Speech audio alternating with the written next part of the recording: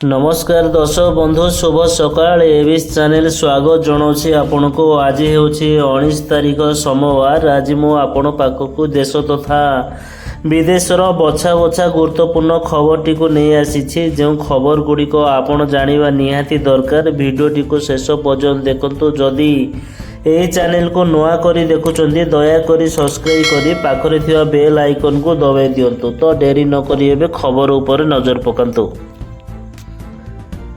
आजिर प्रथम अपडेट रही वार्धक्य भत्ता को नहीं राज्य सरकार नेले बड़ पदक्षेप। पूर्वर मिलुवा भत्तार परिमाण रे हेबाकु जाउची वृद्धि। पूर्वर निर्वाचन प्रचार समय बीजेपी तरफ घोषणा करा जाइथिला कि जदि बीजेपी ओडिशा रे सरकार गढ़े तेबे भत्तारे मध्य वृद्धि हेबो बोली। वर्तमान बीजेपी ओडिशा सरकार गठन करिया परे राज्य सरकार को द्वारा भत्ता वृद्धि को नहीं बड़ घोषणा करा जाइछि। पूर्वर 60 वर्षर ऊर्ध्व लोकों को 700 टंका भत्ता मिलुवा समय 80 वर्षर ऊर्ध्व लोकों को 1200 टंका मिलुला। किंतु वर्तमान सरकार को द्वारा एथिरे बड़ परिवर्तन करा जाइछि।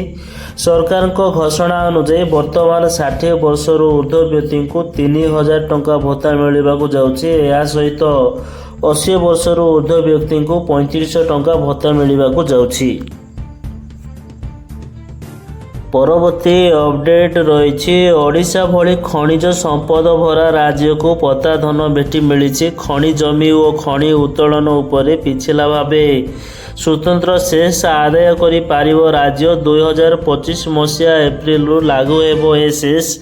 गतकाली यही अति गुरुत्वपूर्ण राय देइचंती सुप्रीम कोर्ट। केंद्र या विरोध करुवा बेले कोर्ट को राय केंद्र सरकार और खनि कंपनी गुड़ी को देइछि जोरदार झटका। प्राथमिक आकलन अनुसार पिछला खनि टिकस भावे राजस्व कोषरू प्राय 1 लाख कोटी अधिक टंकार राजस्व आसिबो। वर्ष को 10,000 कोटी अधिक राजस्व आय हेबो।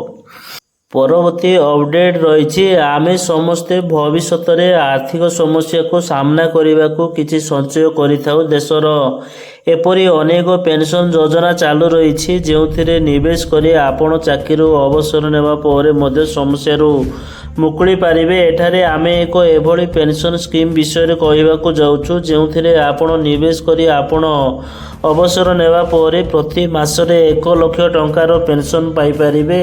एनपीएस अर्थात नेशनल पेंशन सिस्टम रे आपण यह सुविधा प्रदान करा जाउछि। रिटायरमेंट अर्थात 60 वर्ष रे 1 कोटी टंका सह प्रति मासरे 1 लाख टंकार पेंशन पाइबा पई आपण को 30 वर्ष रे एनपीएस रे निवेश आरंभ करिया को हेबो। जदि आपण एही स्कीम रे 30 वर्ष बयस रे प्रति मासरे 10,000 टंका निवेश करूचंदी तेबे 60 वर्ष पर आपण एही सुविधा पाई परिबे।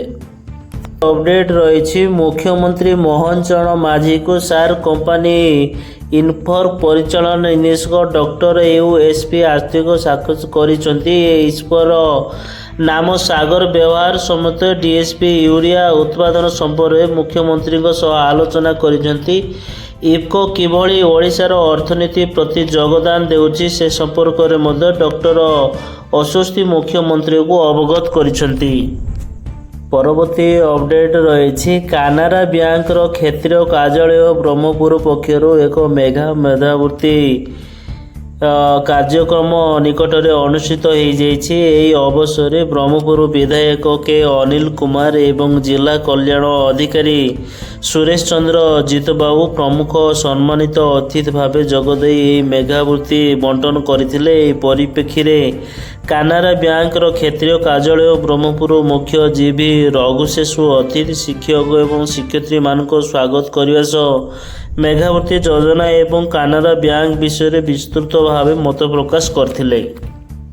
अपडेट रही बीएसएनएल निज ग्राहक अनेक गुड़िए नुआ रिचार्ज प्लान आरंभ करिछि। एथिरे लंबा वैलिडिटी अनलिमिटेड कॉलिंग एवं सस्ता डाटा पैक इत्यादि सुविधा पाई पारिबे यूजर। विभिन्न घरे टेलीकॉम कंपनी मानकर महंगा रिचार्ज प्लान जोगु आज अधिकांश यूजर एवं सरकारी कंपनी बीएसएनएल आड़ को मन बढ़ाउछंती। सरकार को यही टेलीकॉम कंपनी सारा देश में 4G सेवा आरंभ करने प्रस्तुति जारी रखिथिबा बेले किछि राज्य में 4G चालू रही। तेबे यूजर को किछि सस्ता रिचार्ज प्लान उपलब्ध करिछि बीएसएनएल।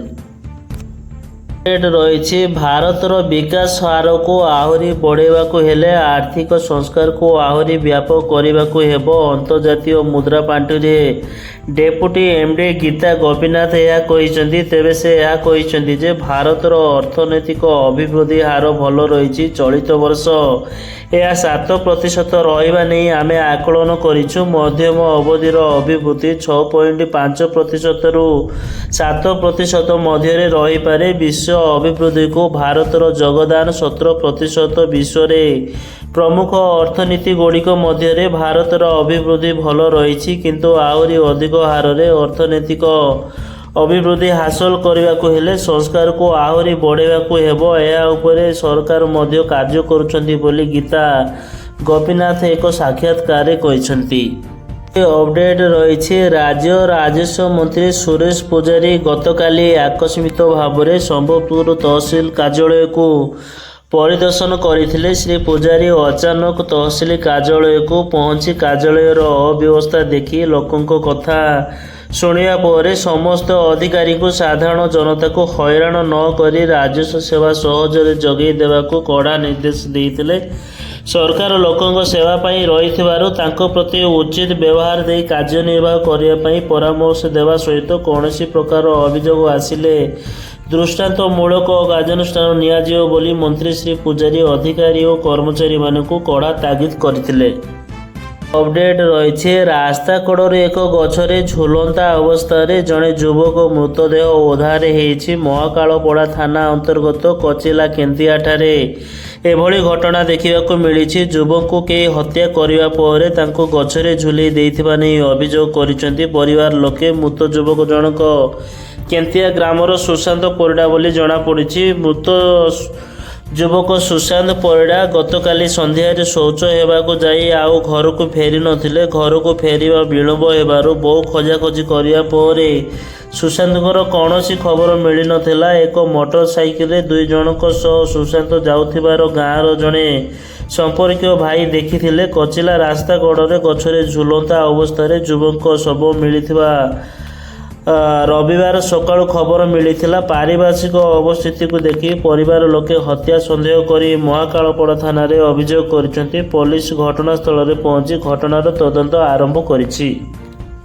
ଅପଡେଟ୍ ରହିଛି କଳାହାଣ୍ଡି ଜିଲ୍ଲା କୋକସରା ବ୍ଲକ ଆମପାଣି ପଞ୍ଚାୟତର ବୁଧଦେବ ମାଝୀ ପ୍ରାପ୍ତ ବୟସରେ ପନିପରିବା ଚାଷ କରି 5 ପ୍ରାଣୀ କୁଟୁମ୍ବ ବେଶ ଆରାମରେ ଚଳି ଯାଉଥିଲେ। ହଠାତ୍ ଏକ ଦୁର୍ଘଟଣାରେ ଗୋଡ଼ ଭାଙ୍ଗିବା ପରେ ଅସହାୟ ପଡ଼ିଛନ୍ତି। ଗୋଡ଼ ଭାଙ୍ଗିଯିବା ଫଳରେ ସେ ଚିକିତ୍ସା ଅର୍ଥାଭାବରୁ ଏବେ ଶଯ୍ୟାଶାୟୀ। 80 ବର୍ଷୀୟ ବୃଦ୍ଧ ଦେବଙ୍କ ଏଭଳି ଅବସ୍ଥା ଦେଖି ଆମପାଣି ସରପଞ୍ଚ ରୁକୁଣି ବାଣୁଆ ବ୍ଲକ ପ୍ରଶାସନ ସହଯୋଗ କ୍ରମେ ସ୍ୱାଧୀନତା ଦିବସରେ ଯାତାୟାତରେ ସୁବିଧା ପାଇଁ ଏକ ଟ୍ରାଇ ସାଇକେଲ ପ୍ରଦାନ କରିଛନ୍ତି।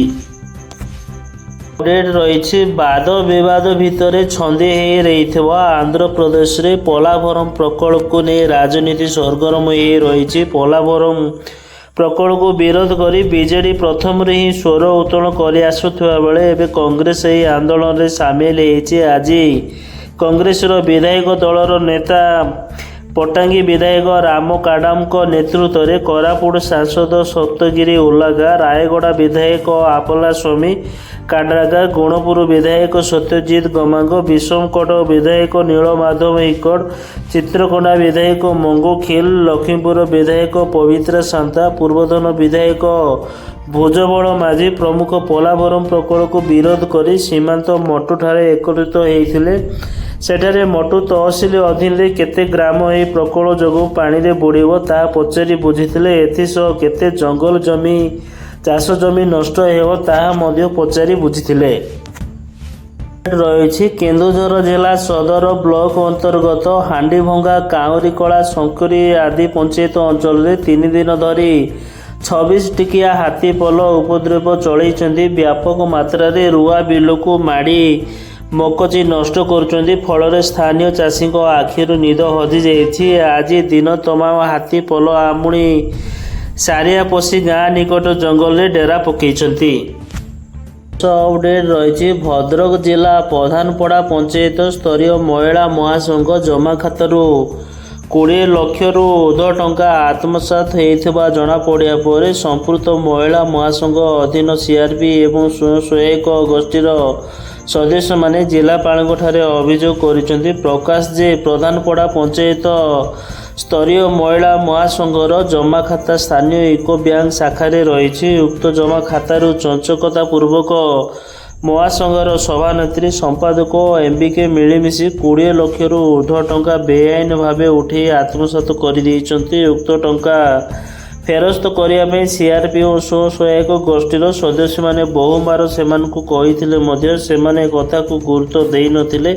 ସେମାନେ ଗୋଷ୍ଠୀ ନାମରେ ନକଲି ରେଜୁଲେସନ୍ ତିଆରି କରି ସଭାନେତ୍ରୀ ସମ୍ପାଦିକା ଓ ସଦସ୍ୟମାନଙ୍କର ଜାଲ ଦସ୍ତଖତ ବଳରେ ଏହି ଟଙ୍କା ଉଠାଇଥିବା ଜଣାଯାଇଛି। ଏଥିରେ ସେଲ୍ଫ ଚେକ୍ ଜରିଆରେ ବ୍ୟାଙ୍କରୁ ନଗଦ ଟଙ୍କା ଉଠାଇବା ସହ ମହାସଂଘ ଜମାଖାତାରୁ ନିଜ ନିଜ ବ୍ୟକ୍ତିଗତ ଜମାଖାତାକୁ ଟ୍ରାନ୍ସଫର କରାଯାଇଛି। ସ୍ୱୟଂସହାୟକ ଗୋଷ୍ଠୀ ଗୁଡ଼ିକର ମାସିକ ମହାସଂଘ ଜମା ନ କରାଯାଇ ଉକ୍ତ ଟଙ୍କାକୁ ମଧ୍ୟ ହଡପ କରାଯାଇଥିବା ଅଭିଯୋଗ ପତ୍ରରେ ଦର୍ଶାଯାଇଛି।